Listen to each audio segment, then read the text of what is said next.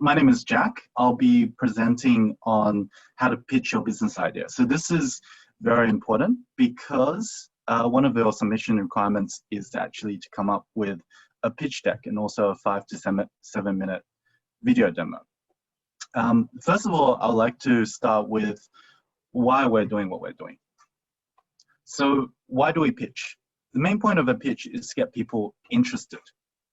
It is so that investors can look at it and go, oh, this is an interesting idea. I want to find out more about it.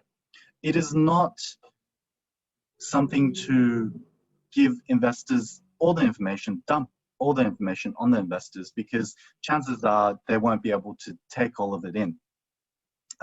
It's get them interested, find out more, and finally, with all the relevant informations, documents and such, they can decide whether they want to invest in the business or not. As you can see down the bottom, make them as curious as this cat. So what are investors looking for? That's the first thing that we want to know to ensure we have the best presentation for them. So as an investor, myself, I've been involved in a number of startups. I've also been involved in a lot of accelerators like UNSW 10X Health and Atla. And so as someone creating lots of businesses, the first thing is what is the investors thinking? For stage one, initial stage startups, sometimes the idea may not be very well formed. You've got a really good idea, you can't fully demonstrate it. So one of the key things that investors look for, as some of the presentations mentioned before, is the team and the market fit. Working out whether your team is suitable for the idea. You could have a perfect idea, one of the best ideas out there, but if you don't have the right team to do it, or if your team doesn't have the grit and tenacity to pull it through, as all startups will encounter ups and downs of a startup, then it could be that people drop out halfway, or it could be that people gets really enthusiastic, and then after a while, everyone just goes their own ways. So investors don't want to see that, because essentially they're putting in 100K of their money into something. They want to see it to fruition. They want to ensure that they get their returns worth. So team is very important. And later on, I'll show how to bring that across in a pitch deck. Second is product. What is it that you're building as a product for the investment, to show the investors, for the people? One of the key things about product is to ensure the market size. Investors would think, say for example, if we're building a product for a pen, right? So a pen has a huge market size. Everyone needs it. But then what makes it different from other pens? That's actually where defensibility comes in. So say for example, if you have this very unique pen that then converts into a Apple Glass or Google Glass, which has VR capabilities. That's very different from all the other pens. And finally comes validation. So if we have this really cool pen, right, with VR capabilities, but it costs $1,000 or $10,000, would customers actually go ahead and buy it? Do they actually need this technology and willing to pay the amount of money for it? So that's more to do with validation. Finally, investors also look for the viability of the business. What are the timings? For example, if we want to build this pen, it'll take 10 years, right? That would be a lot of money and cost spent. And for investment, it would mean that they would need to sort of invest so much money, which maybe they don't have. It's not feasible. Is it scalable? For example, if it's a digital product, it's highly scalable. It doesn't, you can deploy it in Australia, you can deploy it in the US. It doesn't take much time. But if it's, say, for example, it's a factory of such, and you need to set up fixtures, resources, a lot of different physical assets, then it's not as scalable, because to set up a factory from Australia to US, you would need to go through a lot of regulation, work out what the parts you need, find a site and such. So it's not very scalable. And finally, what makes you different? Just like the pen, what is so different about the pen that you're selling versus all the other pens in the market? What I'm going to do next is I'm going to have two contents. The first one is a content focused on pitching. So a content more around the contents around what you should include in a pitch deck. And then after that, I'll talk about how do you pitch and give some examples of what's a good pitch and a bad pitch. First section is contents of pitch. So these are some of the key components that make up a pitch. First of all, you have the problem. What is the problem that you're trying to solve? Solution. I'm going to go through all of this in a bit more detail later on. Problem, solution, validation, traction, the market size, the competition, your business model, and team. And because what you're presenting as a submission is also a 5 to 7 minute demonstration video. So I've included a demonstration towards the end here. Some good points that we should have in a pitch is also not mandatory, but also why now?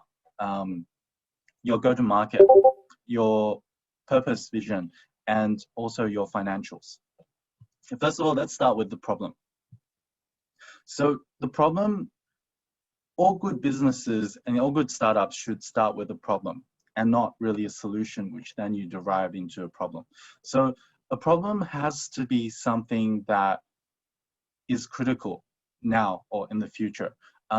It cannot be it has to be a medicine as opposed to a vitamin. And what I mean by that is vitamin is something that's good to have. People don't really need it, but whereas a medicine is something that you can't do without. And normally problems should fall into the space of something that you can't do without. So say, for example, if you need to write something, right? You can't do without a pen if you don't have a computer. So it's a very important, crucial problem.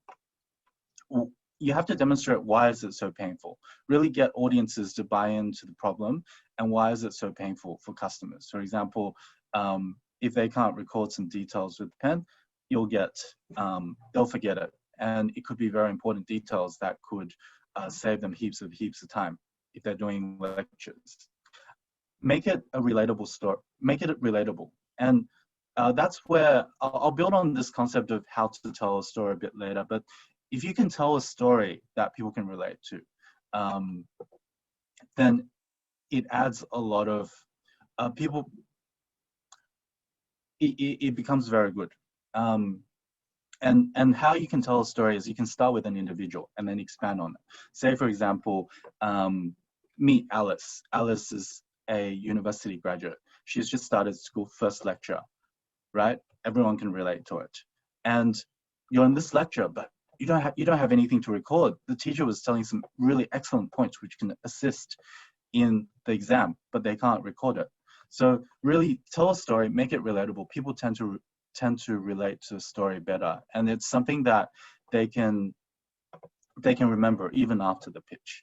How many times have we gone to a pitch and then towards the end of it go, what did they talk about again? So tell a story. Next is solution. What is the solution that you propose to this very painful idea?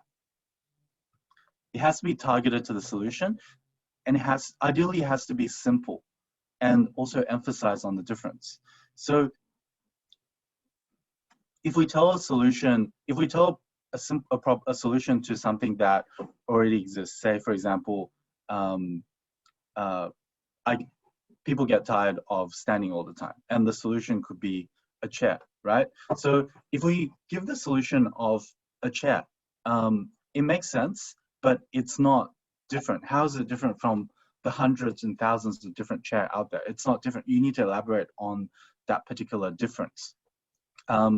Simpler. The reason why I say simpler is better is because normally the simple problems are the problems that are more feasible, that are easy to implement. There's a common saying that if you can tell your problem solution to a 5-year-old, 10-year-old, and they can understand it, that's a test where people actually know what the problem solution is. if they can't understand it, maybe either your problem is too complicated or your solution is too complicated, and it needs to be refined down further because you can't explain it in a few sentences. Validation. This is important because it goes to show we have the problem, we have the solution. Does it actually work? Have you checked with the market whether it works or not? And this one is to demonstrate that there is demand for the product that you're actually bringing across.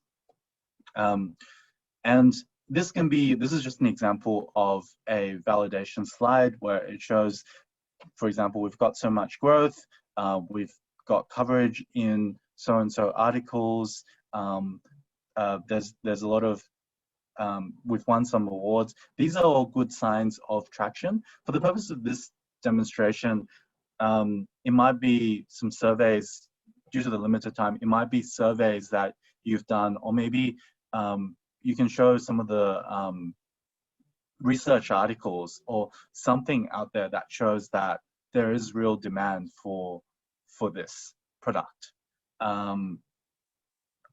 Next is the market size.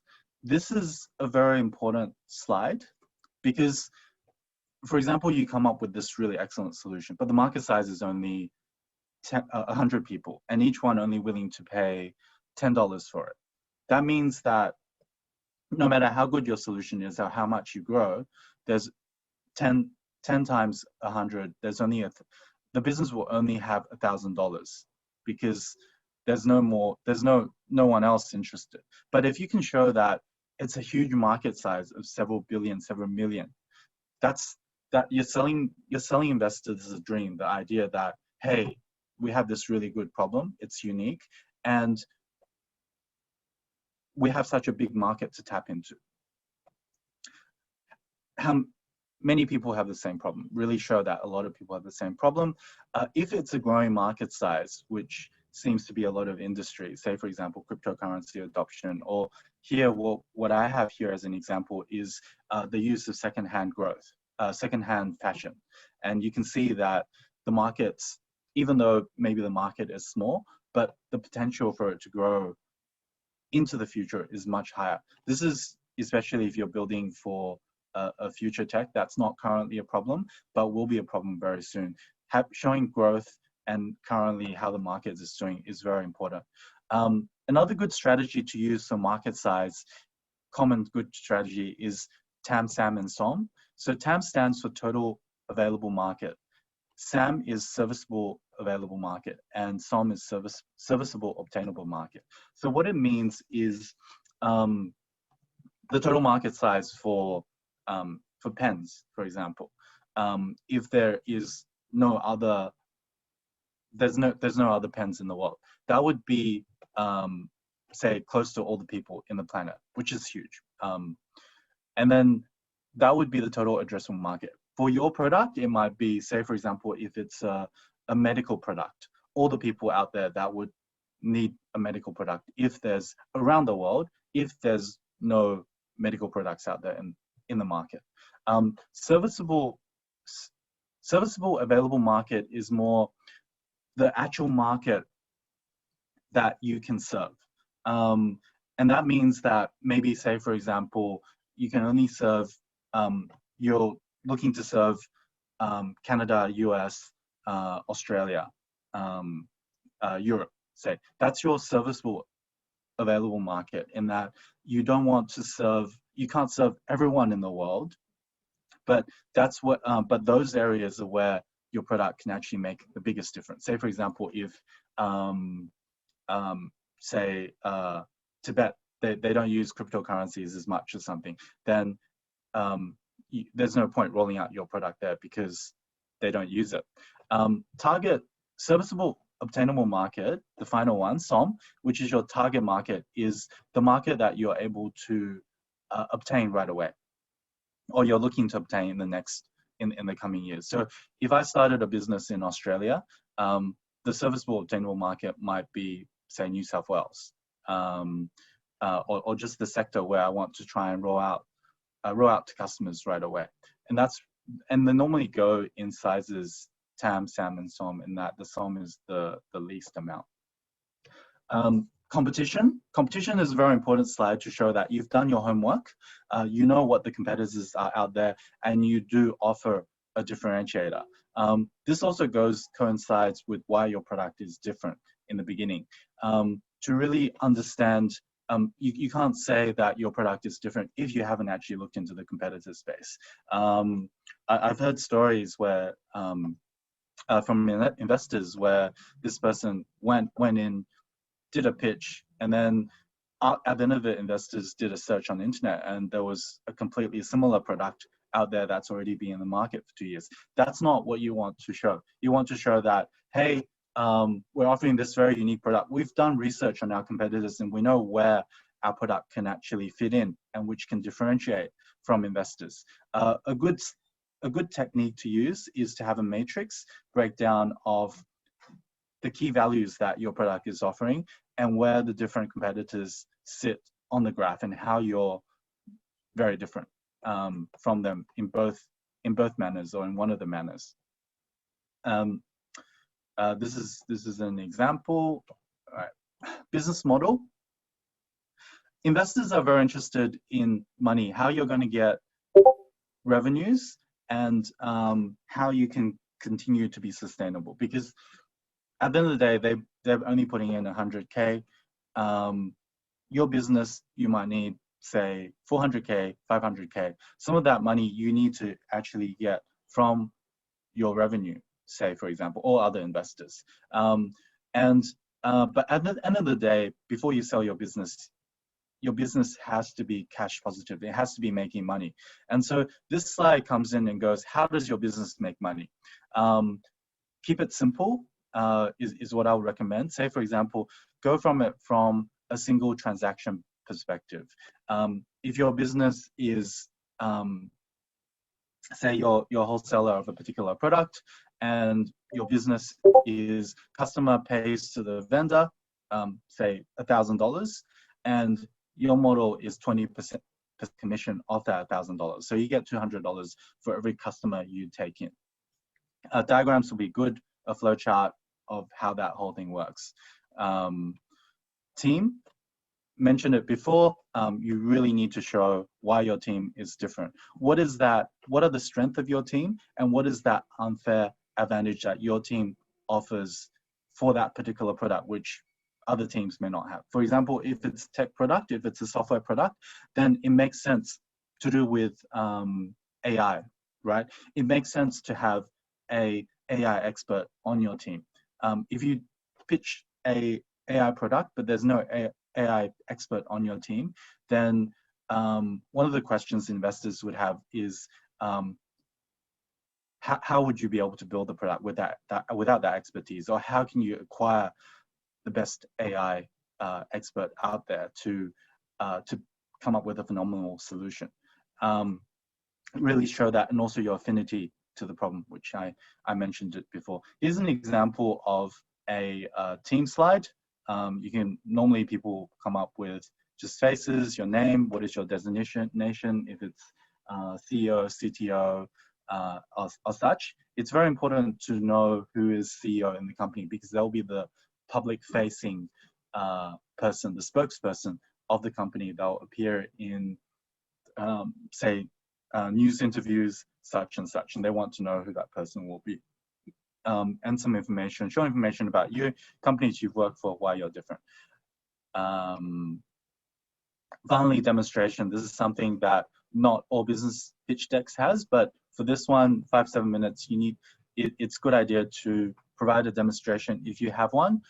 Screens, show some of the key elements, what's different. If you're limited on time, don't show some of the things that that is quite common. Show the things that makes your business or your product different. A good techniques to go and have around this is to walk the user through a journey, right? A user journey, and run a story with it. Say, for example, XYZ come into the shop, they want to buy a particular produce. The salesperson logs onto our product and types in this. It's super easy to use, and there's a problem and there's a solution that fixes it right away in a really simple, nice, clear, concise manner. That's demonstration. Finally, I'll just briefly go over some of the other slides that's good to have, but not necessary. Go through this very quickly. Why now? What has changed to make your business so good compared to the past? For example, legislation change, customer behavior and change. Example, COVID, a lot of people working from home. So whereas a few years before, maybe it's a really bad idea to build a, or not so much traction to build a working from home company, right? But then all of a sudden, because of COVID, hey, everyone's working from home, and this is a really good market. I remember, say for example, one of the startups, Spaceship, their why now statement is, hey, the government all of a sudden has a change in legislation such that we can automate certain things, provide additional reporting, and that means that it makes this business super viable and excellent time to get into the market. This is extra bonus for investors looking at your business. Go-to-market strategy can have, cannot have. It just shows that you've thought about it a bit more. How you plan to, what are your next steps? How you plan to grow your business? After taking over the Australian market, you want to go to US, you want to go to Canada. How do you plan to grow? This also somewhat plugs into the scalability question as well. Purpose and vision. This is, if you have one, then definitely show it, because once you create a business, startups, they normally pitch, they normally pivot. And purpose and vision is something that should always stay the same. And so, for example, if your purpose is to, on climate change, to get rid of littering around the world, or on something else, that purpose should never change within the company. And sometimes for investors, they would also consider the purpose and vision, or invest in the purpose and vision, because they know the product always would change or pivot. This is an example from Apple, which I took from a nice talk from Simon Sinek. For those of you, he speaks broadly around a lot of topics around marketing. He's also quite motivating, and also thinks, I like him because he thinks quite outside of the box. He talks about marketing and how Apple is doing marketing different to other companies, in that say other companies, they sell computers, and their sales pitch would be, hey, we sell awesome, amazing computers. Say, for example, Dell, we sell awesome, amazing computers. Do you want to buy one? Whereas Apple, instead of actually selling the product, they sell their vision. And that's why there's so many Apple followers, or people with an Apple sticker in the back of their computer. I don't know about now, but definitely in the past. And what their purpose vision is, everything we do, we believe in challenging the status quo. We believe in thinking differently. The way we challenge status quo is making our product beautifully designed, simple to use, and user-friendly. And by the way, we sell computers. Do you want to buy one? So it's really, if you have the vision and passion, and if you agree with their vision and passion, you're more likely to buy their product, because it's not the product they're selling, it's the vision. And all their other products would be based off that vision.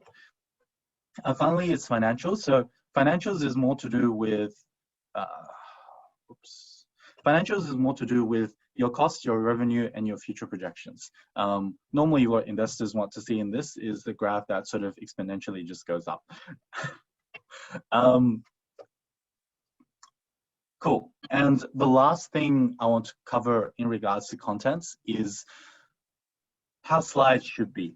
This is very important, because sometimes people tend to provide slides like this. As you can see on the bottom right-hand side, you have a slide full of points, lots and lots of text everywhere.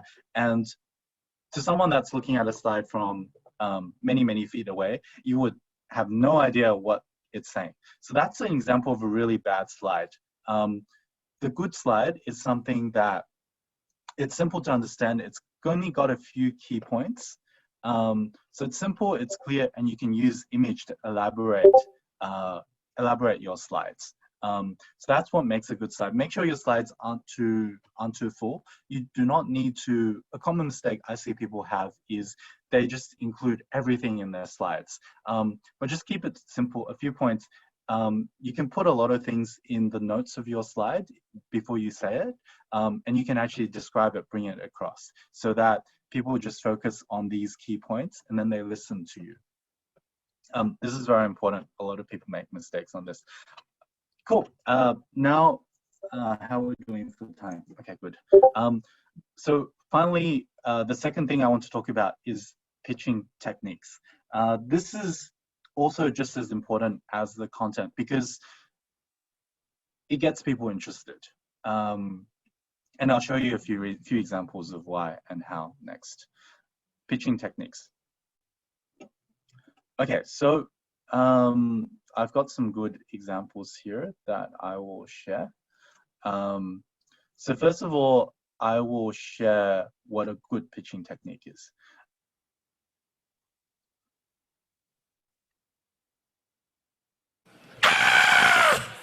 I'm so stressed out trying to plan all of life's celebrations. I mean, I got little Susie's graduation, I got Ted's birthday party, and of course, football season is coming back. I would have planned a tailgating party for that.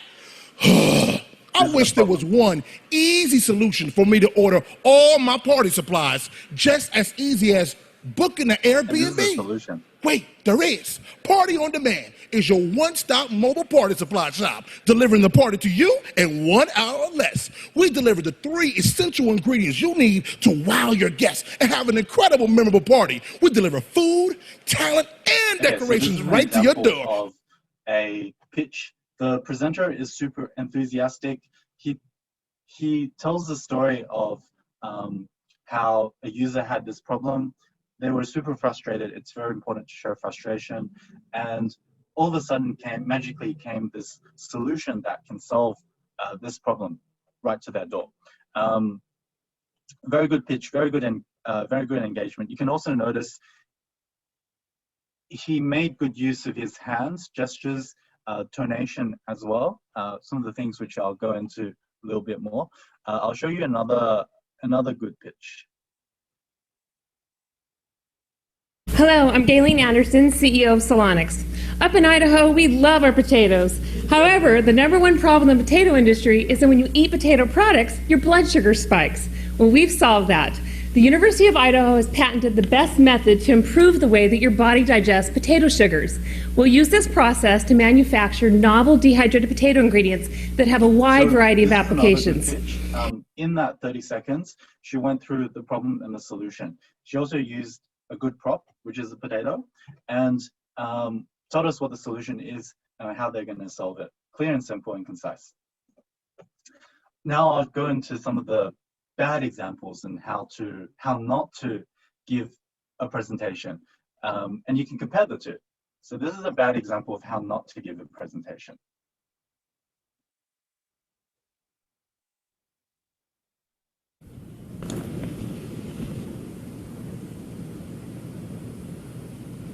The British imposed a lot of unpopular taxes on the American colonists and didn't let them elect representatives to the British government. In retaliation, the Americans started to boycott British goods. In 1773, Americans in Massachusetts dumped a shipload of British tea into Boston Harbor. This became known as the Boston Tea Party.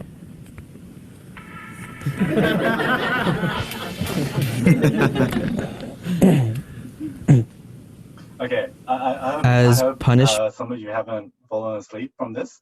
So this is a bad example of a presentation. Why?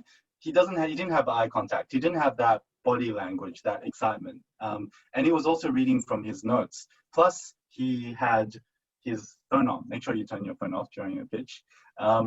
They're all things that disengage, because as an audience, we can't relate. We don't know what he's talking about. He's looking down. He's not talking to the audience. Here's another example of a bad pitch.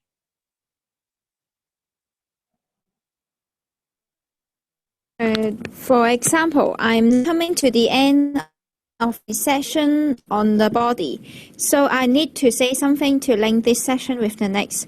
So I will say, well, I think that cover most of the points about another pitch. I mean, it's okay, it's not bad, but you'll notice some of the commonalities between the good pitches and some of the bad pitches. In that most of the things that a good pitch has is it has really good eye contact, right?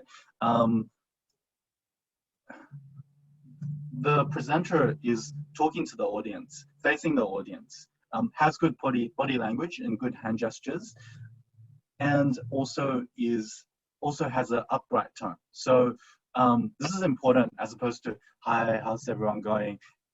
Actually having, hi, how's everyone going? Actually having a upright tone would make a lot of difference to that engagement. I can probably share some of the links to the good and bad examples in Discord later. So they're all very good things to watch out for. Body language. All right, cool. That's all all the things I want to cover. In summary, why are we doing a business pitch? Because we want to get people interested in our product, to find out more and ultimately invest. We want to show a unique solution to a big problem. It has to be a sizable problem, and the solution has to be something that's defensible, which we know about. It's really good to include some sort of validation. Yes, your solution may be unique, but if people are not really willing to use the solution, then and you cannot actually sell the solution or make money from the solution, then it's a big problem. So validation would be really key for that, showing that you have the best team, making sure that the team is, for example, really passionate about the project. They're willing to go the extra mile. They'll stick with the company because there's bound to be ups and downs within any business, and that they have the right skills and qualifications, or they're willing to get the right skills and qualifications for the team. Make sure your slides are simple and to the point. Don't have everything in your slides and make it unreadable. Be confident. If you're confident, that's where a lot of the eye contact and hand gestures and all that would come into play. Say, for example, if I stand here and I start fiddling my fingers, it's not a very good perspective from the investor's point of view, because they think that you're nervous, and because you're nervous, they might also start feeling a bit nervous in you as well.